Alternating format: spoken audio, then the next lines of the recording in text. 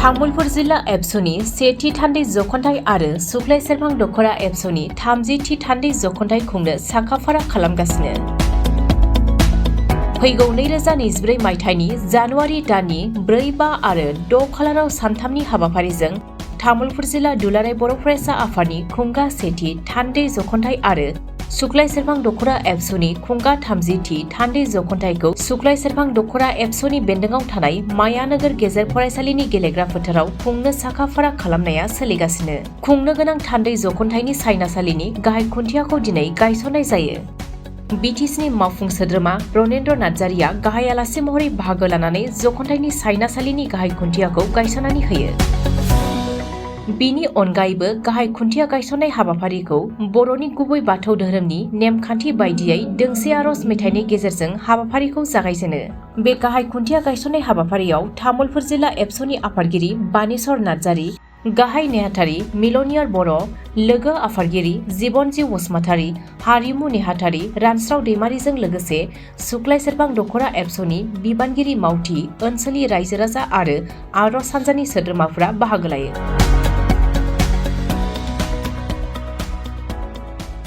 थारिखनि 4, 5, 6 खालारखालि तामुलपुर जिल्ला बर' फरायसा आफादनि थान्दै जख'न्थाइ हाबाफारि आंनि समस्ति सुक्लाय सेरफांनि बे निदुवा होननाय बे जायगायाव जागोन आरो बेवहाय आंखौ बानजाय आफाद आरो तामुलपुर जिल्लानिफ्राय आंखौ बे गाहाय खुन्थिया गायसननो थाखाय बे हाबाफारिनि हांख्रायदोंमोन। आं दा बे हाबाफारिखौ मावबाय आरो आसा खालामदों बर' हारिनि जोंनि गारनो हायि बर' फरायसा आफाद दिनै हारिनि सिनस्रि बे आफादनि बेयाव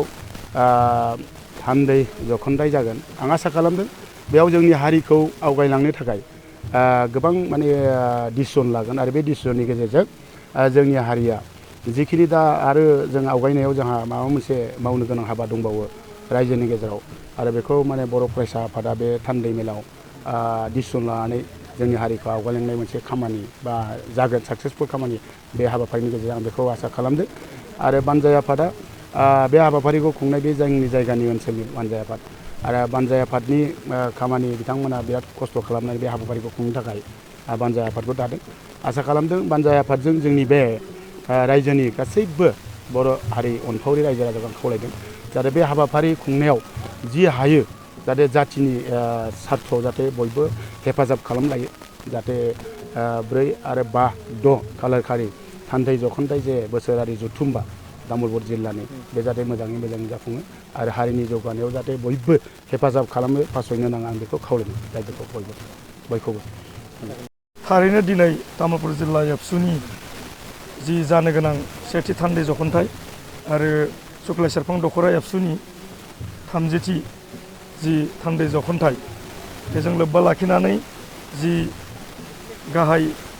जि पेन्डेल सायना बेनि जि गाहाय खुन्थिया गायसननाय हाबाफारि बेजोंनो लोब्बा लाखिनानै दिनै मोनसे गाजा गोमजायै जि हाबाफारिखौ खालामनायनि थाखाय आं गिबियावनो जोंहा बानजाय आफादनि आफादगिरि लोगोसेयावनो माने गाहाय नेहाथारि आरो बायदि बिबानगिरि बिथांमोनखौ साबायखर बावदों। दा दिनैनि जि तामुलपुर जिल्लाया मोनसे गोथार सानखौ लानानै जोङो फैबाय थानाय जानुवारिनि 4, 5, 6 बे खालाराव जि मोनसे फुल फ्लेजेड कनभेनसन थान्दै जख'न्थाइ बेखौ जों मावफुंनो थाखाय आखायाव लादों। दा बेनिनो दिनै गाहाय खुन्थिया गायसननायजों जोङो बेखौनो मेसेज होनो सानदों जे तामुलपुर जिल्लाया दिनै सेथि बोसोराव आगान होसिगोन। बेयो मोनसे जारिमिनारि सान जागोन होननानै जोङो दिनै तामुलपुर जिल्ला एबसुनिफ्राय फोरमायनो सानो। आरो नैबे सुक्लाय सेरफांनि जि मोनसे निदुवा ओनसोल जाय बर' फिसाफोरा बेवहाय जोबोद सिगां बोसोरनिफ्रायनो बेवहाय गाजा गोमजायै रायजो जागासिनो दङ आरो जोङो बे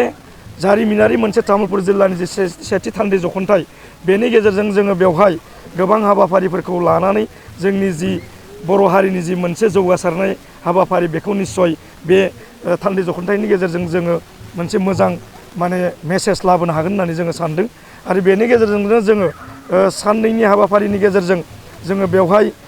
फार्स्ट खालि जोंहा बेवहाय जि मोनसे सेमिनार दिनै जोंनि बर' समाजनि गेजेराव बा सारा बुहुमावनो मोनसे ओरैबायदि जेंनाया नुजाफैदों जाय दिनै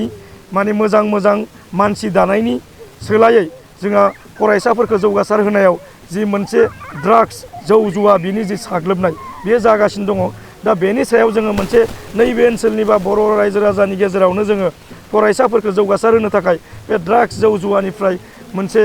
माने गोजानाव दोनहोनो थाखाय जोङो मोनसे मोजां सेमिनार लानाय जादों। बेवहाय जोङो मोजां सुबुंफोरखौ लिंनानै बे हाबाफारिखौ लानाय जागोन। आरो जि मोनसे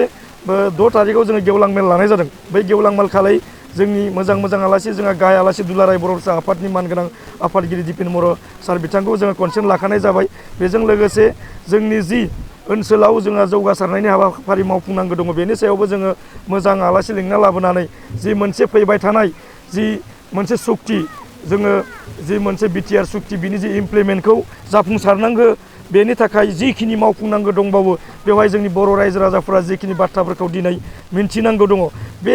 बाथ्रा मिन्थिनाय जि मोनसे मोन्थाय बेखौबो बै सानखालिनो निस्सय बे रायजो राजा ओनसोलनि रायजो राजाया बे सानखालि जोंहा मिन्थिनो थाखाय खाबुखौ मोनगोन आरो जोंनि गाहाय आलासि बिथाङा बे मेसेजखौ होलांगोन। आरो बेबायदिनो जोङो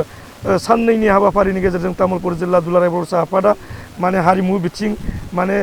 खेला गेलेनायनि बिथिं बेबायदिनो थुनलाइयारिनि बिथिं सुबुं सम्पद दानो थाखाय मोजां हाबाफारि लानानै जोङो साननैनि हाबाफारिनि गेजेरजों तामुलपुर जिल्ला एबसुआ बे सेथि थान्दै जख'न्थाइ बेवहाय गिबिसिन जोङो मेगाजिन जि जारिमिननि आगान बे मोनसे जारिमिनारि जागोन सेथि बिसान जागोन। आरो बे मेगाजिनखौबो जोङो गिबिसिनै नैबे थान्दै जख'न्थाइनि गेजेरजों जोङो बरननाय जागोन। आरो बेनिखायनो आङो गासै बे ओनसोलनि रायजो राजा सारा तामुलपुर जिल्लानि जोङो बर' रायजो राजाफोरखौ आङो दिनै खावलायहरनो लुबैदों जाहाथे बे हाबाफारिखौ एबसुआ मोनसे हारिनि सानस्रि बर' हारिखौ जौगासार खालामनो थाखाय मोनफ्रोमबो बिथिङाव खामानि मावनो थाखाय दुलाराय बर' फरायसा आफादखौ अराय समबो जोङो अनसायनांगोन। आरो बर' रायजो राजाफोरा बेनि थाखाय अराय समबो दुलाराय बर' फरायसा आफादखौ जे अनसायनायाव सानफ्रोमबो सांग्रां बेखौबो जोङो दिनै जोंनि बर' रायजो राजाखौ अराय वेलकाम खालामनो लुबैयो। आरो बे बाथ्राखौ जोङो रोखा होननानैबो बुङो। ओंखायनो गासै रायजो राजा तामुलपुर जिल्लानि जि बर' रायजो राजाफोरखौ बै सानखालि जिहेथु 5 आरो 6 बै सानखालि नैबे सुक्लाय सेरफां ओनसोलनि जि निदुवा बेवहाय बयखौबो लैहोर फैनो थाखाय आङो दिनैनि बे गोथार सानाव गाहाय खुन्थिया गायसननाय बे हाबाफारिनि गेजेरजों आङो बेखिनि बाथ्राखौनो दिनै फोरमायहरनाय जाबाय।